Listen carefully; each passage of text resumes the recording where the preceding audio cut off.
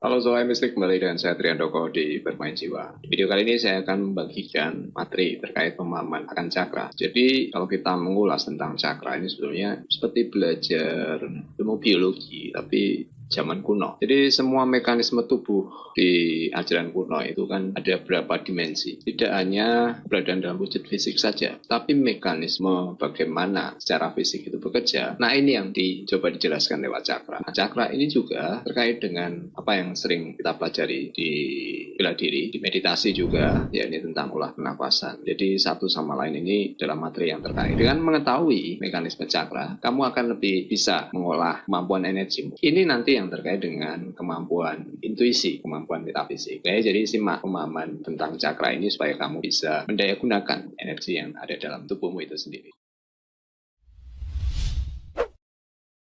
Kita mulai dulu dengan apa itu cakra. Jadi cakra ini adalah pengetahuan yang diklaim oleh yogi kuno 4.000 tahun yang lalu. Itu yang meyakini bahwa ada saluran syaraf kedua, saluran yang lebih halus. Di situ dikatakan ada 72.000 saluran seperti pipa yang kecil yang halus di tubuh manusia ini yang mengatur energi dari tubuh kita. Jadi 72.000 nadi. Nah, ini yang disebut saluran atau pipa. Nah, ke 72.000 nadi tadi itu bercabang-cabang banyak. Kemudian di titik pertemuan ini yang dikatakan cakra. Jadi ada 7 titik pertemuan, 7 titik cakra. Nah, di tiap 7 titik cakra ini tadi, disitulah letak aliran energi yang mengorganisasikan organ-organ dan berikut kelenjar di area tersebut. Jadi cakra itu dari bahasa Sanskerta yang artinya roda atau lingkaran. Jadi ketujuh titik ini tadi itu di sepanjang tulang belakang. Kalau digambarkan seperti roda yang berputar searah jarum jam, seperti pusaran. Oke. Nah, ini yang diyakini terkait dengan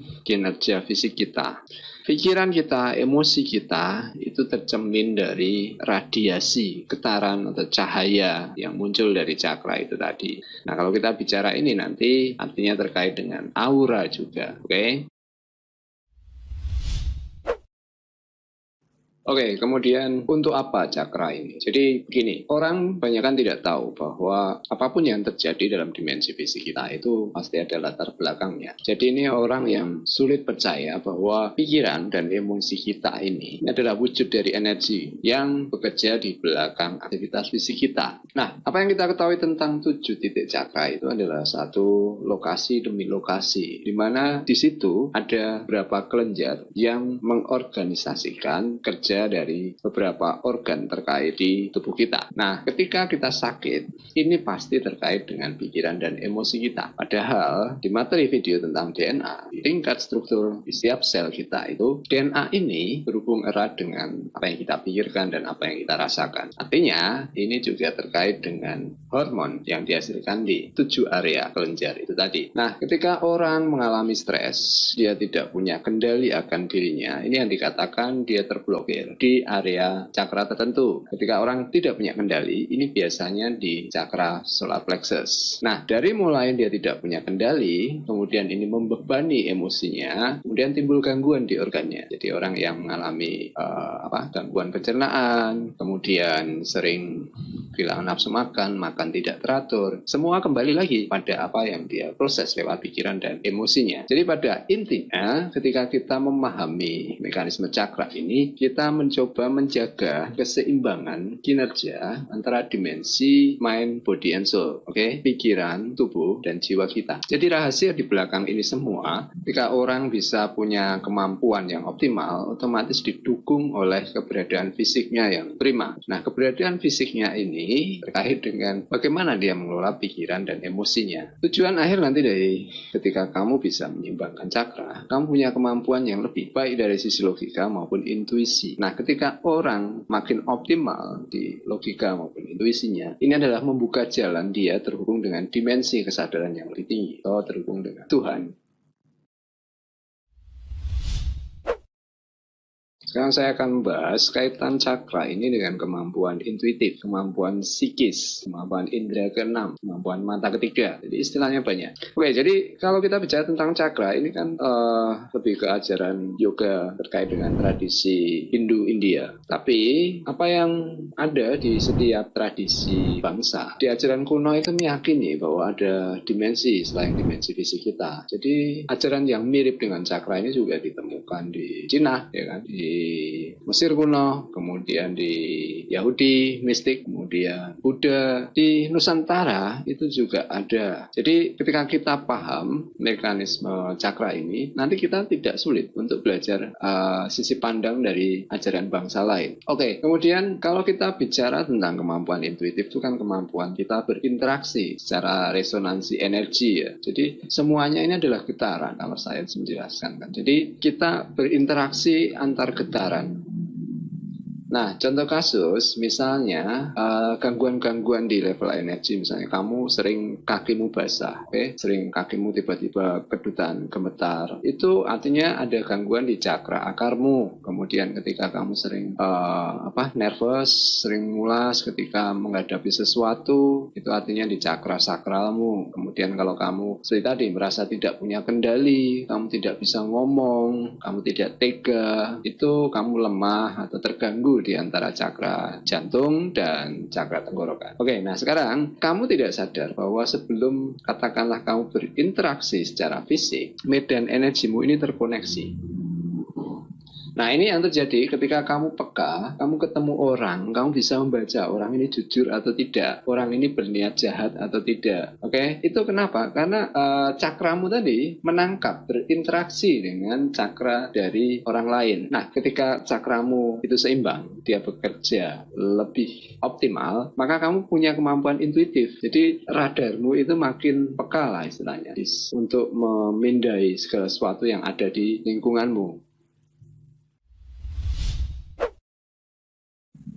Oke, berikutnya saya akan bahas pengaruh cakra dalam berbagai aspek. Jadi di sini nanti ada aspek ke organ fisik kita, kemudian ke dimensi dari emosi maupun mental kita, lalu yang terakhir nanti kita bahas kaitan dengan proses spiritualitas kita. Oke, sekarang kita lihat langsung ke layar. Jadi untuk yang pertama saya akan bahas kaitan cakra dengan organ fisik. Jadi kalau di ajaran kuno, ini dari dua contoh saja. Kalau di India, yogi itu menyebut sebagai keberadaan prana atau energi vital. Kalau di Cina ini yang disebut dengan qi. Kamu tahu qigong, tai chi, segala macam itu sebenarnya terkait dengan pemahaman bahwa segalanya ini adalah energi, ada getaran. Nah, energi vital ini yang disalurkan tadi lewat nadi ke seluruh tubuh. Jadi darah itu wujud materinya. Tapi di balik darah itu yang disebarkan lewat pembuluh darah ini sebetulnya itu membawa prana. Nah, dalam pengobatan Tiongkok ini yang disalurkan melalui meridian. Makanya kan ada pengobatan akupuntur, tusuk jarum. Oke? Jadi cakra ini adalah pertemuan dari aliran energi yang terkait dengan 7 bagian dari 7 kelenjar utama tadi.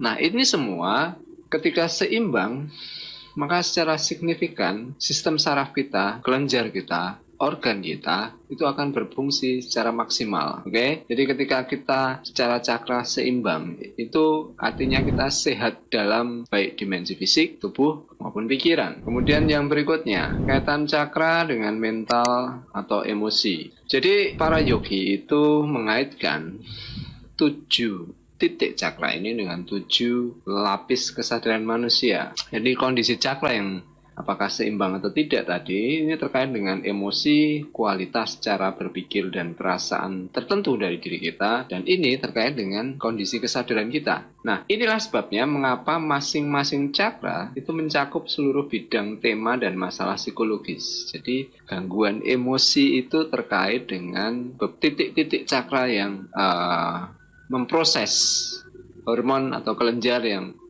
untuk kamu mendapatkan sensasi emosi dari masalah-masalah psikologis tadi. Jadi misalnya kita itu berusaha menyembuhkan, menyeimbangkan, merawat cakra, itu artinya kita juga secara tidak langsung itu memproses menyeimbangkan emosi kita. Jadi misalnya di sini menyeimbangkan cakra jantung itu menyembuhkan dan menyeimbangkan masalah yang terkait dengan jantung seperti kekecewaan, penelantaran, pengkhianatan, dan hal-hal yang serupa dengan emosi terkait dengan perasaan di jantung kita sendiri. Oke, berikutnya cakra terkait dengan transformasi spiritual. Jadi cakra itu petanya perjalanan spiritual dari setiap orang. Cakra adalah tangga transformasi spiritual dan pencerahan. Kenapa demikian? Jadi gambaran surga dan neraka itu di ajaran kuno itu adalah dimensi kesadaran. Dimensi yang dialami lewat kesadaran kita, bukan ruang dan lokasi. Jadi di paling dasar itu adalah dimensi fisik kita. Semakin tinggi itu adalah dimensi Tuhan kita. Nah, makanya dalam perspektif sebagai tangga ini tadi, cakra akar, cakra sakral, dan cakra solar plexus itu adalah langkah-langkah awal menaiki tangga menuju proses kita mencapai pencerahan spiritual. Jadi, secara tidak langsung itu bagaimana kita mencoba melampaui secara emosi itu keterikatan fisik dan material, kemudian mengatasi insting dan ketakutan, serta berbagai keinginan dari dimensi fisik kita. Nah, ketika orang mampu melampaui ini, kemudian mulai naik dia akan kemudian bisa memproses ke cakra di atas, seperti cakra mata ketiga, cakra mahkota. Ini terkait dengan pemahaman. Makanya saya katakan di meditasi mistik itu, ketika kamu mengalami fenomena itu, kamu diberi tanda oleh tubuh energimu tadi. Ini cakramu sedang bekerja nih. Kemudian kalau ada cakra yang bagian bawah seperti ada aliran seperti mengalir, itu proses.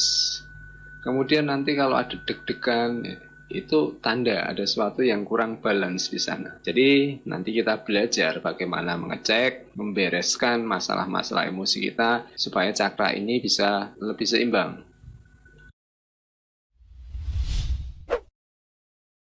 Oke, sampai di sini dulu materi awal terkait cakra. Nanti kita akan bahas di video berikutnya terkait bagaimana merawat cakra kita, menyeimbangkan, kemudian penyembuhan dengan cakra, dan lain-lain. Oke, semoga video ini membantu kamu memahami bagaimana mengolah energi. Kita akan ketemu di video selanjutnya. Selamat bermeditasi, selamat bermain jiwa.